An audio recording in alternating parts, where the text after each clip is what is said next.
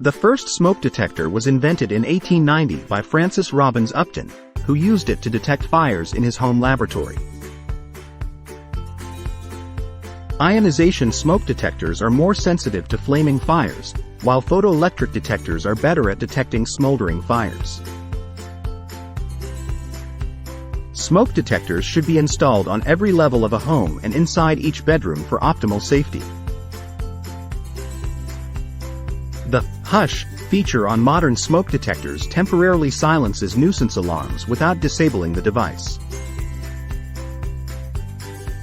Interconnected smoke detectors communicate with each other, so if one detects smoke, all alarms in the home will sound. Smoke detectors should be tested monthly and replaced every 10 years.